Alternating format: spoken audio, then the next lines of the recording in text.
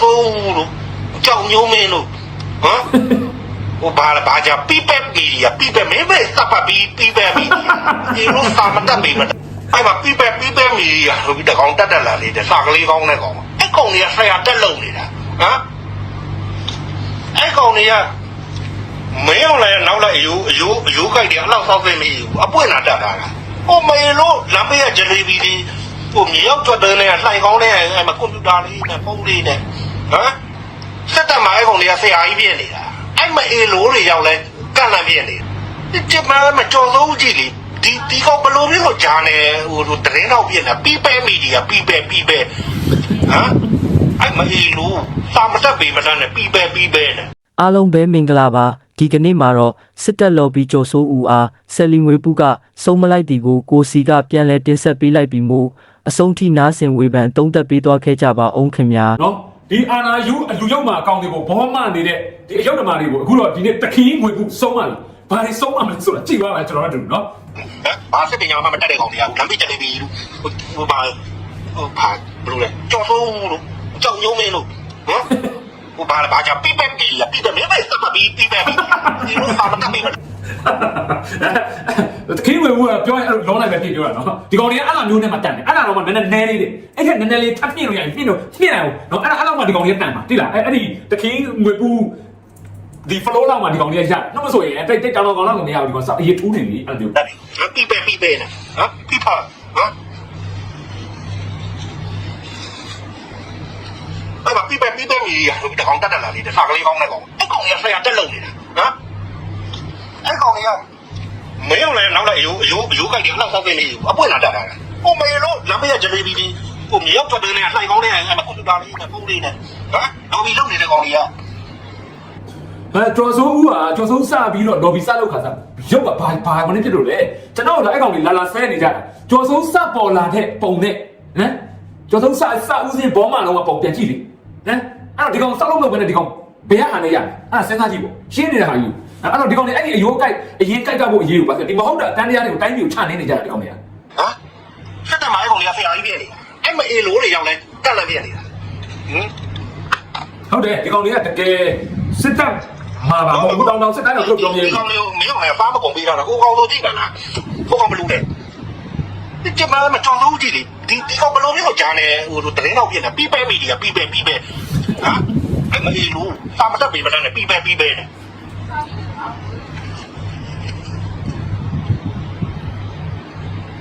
သူမစပ်ပြီးတယ်ဟမ်အဲ့မှာကစားလေးအောင်လေအဲ့ဒီမှာဆရာတက်လို့နေတာမေးလို့ဝေးဟမ်ကျွန်တော်ပြောတာအဲ့ဒါပေါ့နော်ဒီလိုကောင်မျိုးတွေကတိုင်းပြည်ပေါ်တက်ပြီးဆရာလို့ဇော်မဲလုံးလိုကောင်မျိုးတွေကတိုင်းပြည်ကိုတက်အုပ်ချုပ်ဆိုတော့စဉ်းစားကြည့်ရဗျာပြောပါဇက်နဲ့ပြောလိုက်တာနဲ့စိတ်ပြက်စရာကြီးဘွာကြီးကအကောင်းတော့ကျွန်တော်တို့တော်လန်ရင်းမှလေဝင်ဖြစ်တယ်ဆိုတာမျက်စိနဲ့မြင်အောင်ကြည့်ငါတို့အုပ်ချုပ်မဲ့ကောင်တွေကြည့်လိုက်ရှင်းပြောရင်ကိုချေပေါ်အောင်ပြီးတဲ့ကောင်တွေမဟုတ်ဘူးစိတ်ကမ်းမှာကုန်ထမ်းနေတဲ့ကောင်ကအဲ့ဒီကျော်စိုးတို့ငမဲလုံးတို့တာတယ်အကောင်းပြောတာကျွန်တော်အပေါ်ပြောတာမဟုတ်ရွာထဲမြို့ထဲမှာစိုက်ကားနေတဲ့လူတွေအဲ့ထက်တာတဲ့လူတွေတပုံကြီးတွေကျွန်တော်ခေါ်ပြမယ်လာခဲ့လားနော်အကောင်းပြောတာအဲ့တော့ဘယ်လိုအယုတ်တမအောက်တန်းစားကောင်တွေကတိုင်းပြည်မှာလူစွာတဲ့တက်လောက်တာကိုမပေးနိုင်ဘူးနော်မင်းတို့လောက်ချင်မင်းတို့ကမင်းလွတ်လွတ်လပ်လပ်သွားလို့ငါတို့တိုင်းပြည်မှာလာမလုပ်နဲ့ဒါရှင်းရှင်းလေးပဲနော်ဒီတော်နိုင်ဟင်းကဒီလိုကောင်မျိုးတွေကိုအမြင့်ကနေလှန်တဲ့ပွဲပဲလား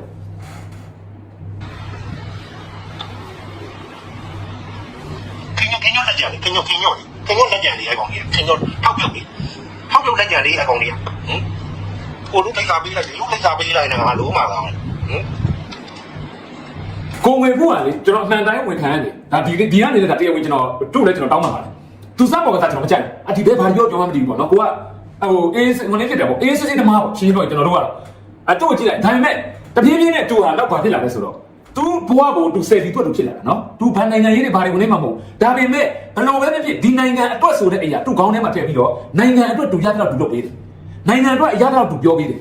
အဲ့တော့ကျွန်တော်တို့တိုင်းပြည်မှာဆယ်လီဆိုတဲ့ဟာတွေထပ်ပေါ်လာကိုငွေပုတော့ကသူတို့ပေါ်လာတဲ့ခေတ်ကတောင်းအပြိုင်အောင်တိတ်မရှိသေးဘူးနော်အခုခေတ်လိုမျိုး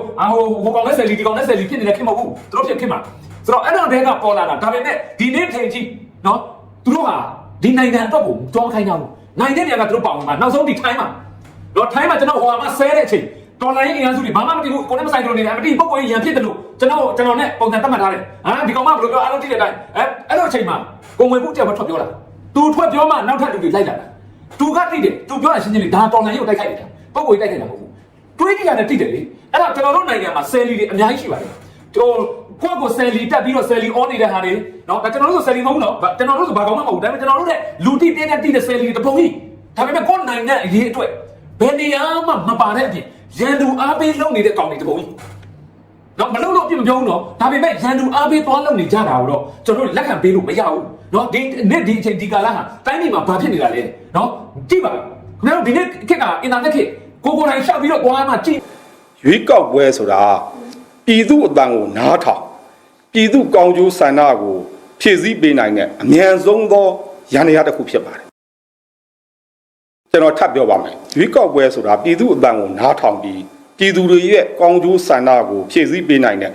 အမြန်ဆုံးသောရွေးကောက်ပွဲခီးလန်းကိုပြပြအောင်လှုပ်ဆောင်ရွေးမရဘူးဆိုပါတီစုံဒီမိုကရေစီအထွေထွေရွေးကောက်ပွဲခီးလန်းကြီးကိုပြပြအောင်ပြောင်းလဲအောင်တိုင်းတစ်ပါးနိုင်ငံတွေရဲ့ဩဇာအာဏာနဲ့မြစ်တိဝင်ရောက်ဆွတ်ဖက်မှုများလုပ်လို့မရဘူးလို့အမျိုးသားကာကွယ်ရေးနဲ့လုံခြုံရေးကောင်စီသတင်းထုတ်ပြန်ရေးအဖွဲ့ခေါင်းဆောင်ဗိုလ်ချုပ်စောမင်းထွန်း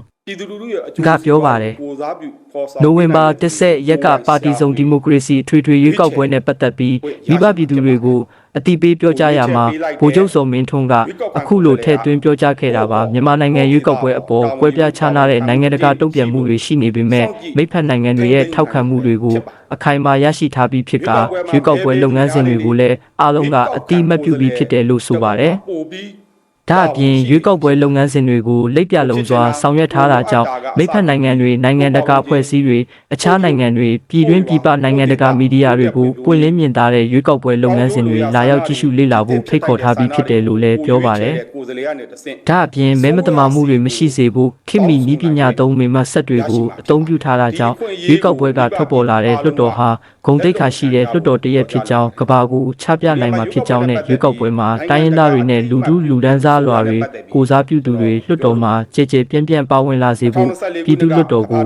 အမျိုးသားလွှတ်တော်နဲ့တိုင်းဒေသကြီးပြည်내လွှတ်တော်ကိုရောနှောထားတဲ့ကိုယ်စားလှယ်အချို့ကျစနစ်မင်းတို့နဲ့အသုံးပြုသွားမယ်လို့လည်းပြောကြအားခဲ့ပါတယ်အခုကျင်းပမဲ့ရွေးကောက်ပွဲမှာနိုင်ငံရေးပါတီ58ပါတီနဲ့တတိပုဂ္ဂလကိုယ်စားလှယ်လောင်း95ဦးစုစုပေါင်းကိုယ်စားလှယ်လောင်း9တူညကျော်ဝင်ရောက်ရှင်ပြိုင်မှာဖြစ်တယ်လို့သိရပါတယ်အညာအောင်စင်းကြီးမှဒီစစ်ပွဲတွေကိုတွေ့ရမှာမဟုတ်ဘူးကိုတိုင်းနေပြည်မစင်းလဲကျွန်တော်တိုက်ရိုက်ဖုံးခေါ်ပြီးကြည့်လို့ရတယ်နော်တည်င်းထဲမှာအခုတပတ်ကဒီကောင်တွေစစ်တပ်ဘက်ကောင်တွေပြောတယ်ခစ်တစ်လိမ့်နေတယ်ဗာဖြစ်โอเคခစ်တစ်မှာဘုံကျတဲ့တည်းကိုရကရခိုင်ပြည်နယ်မှာဘုံကျသွားတယ်နော်ခစ်တစ်မှာတင်လာတယ်အဲ့ဒီကောင်ဖုံးဆက်ကြည့်လေခစ်တစ်တည်င်းလိမ့်လားမလိမ့်လားလို့အဲ့အချင်းရှင်းနေတဲ့ဟာယူဟုတ်တယ်နော်ဒီနေ့လေဒီဘက်ရင်မှာဘုံကျတဲ့တည်င်းခစ်တစ်မှာတင်လာတယ်အဲ့ဖုံးဆက်ကြည့်လေဒီဘက်ရင်မြို့ကခစ်တစ်မှာတင်လာတယ်ဘယ်နေရာမှာမင်းတို့ဒီဘက်ဘယ်နေရာမှာဘုံကျတယ်ဟုတ်လားလွန်လေးခစ်တကလိန်နာတို့ခစ်တကညာနာတို့အော်နေစရာမလိုဘူးမင်းတို့မြောက်ဒီမြမအတန်ကြတော့မင်းတို့ပြောခဲ့တဲ့ဟာတခုမှမဟုတ်လို့ဒီသူကမဟုတ်လို့မဟုတ်ဘူးပြောတာ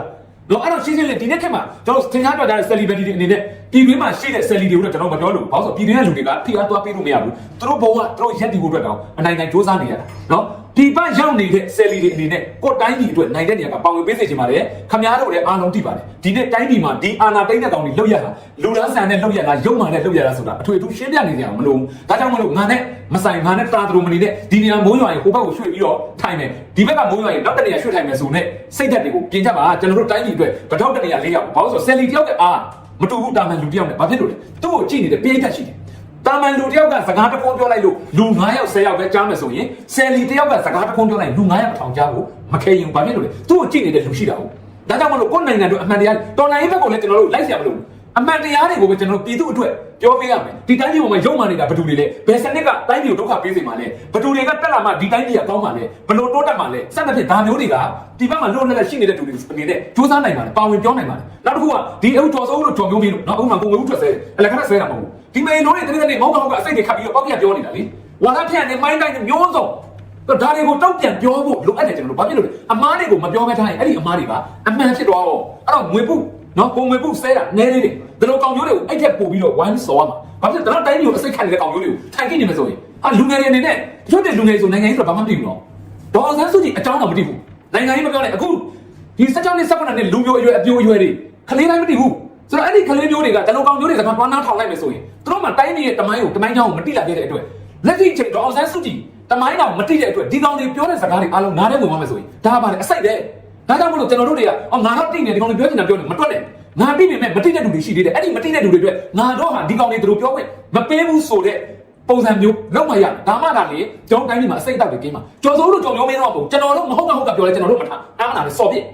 ငါမဘဒူပဲဖြစ်ဟိုဘက်နဲ့ဒီဘက်နဲ့မျက်နှာကွဲကြမလို့မဟုတ်မမှန်တာကိုလောက်ကန်လီးစေအစိတ်ခန့်ရင်ဘဒူပဲလို့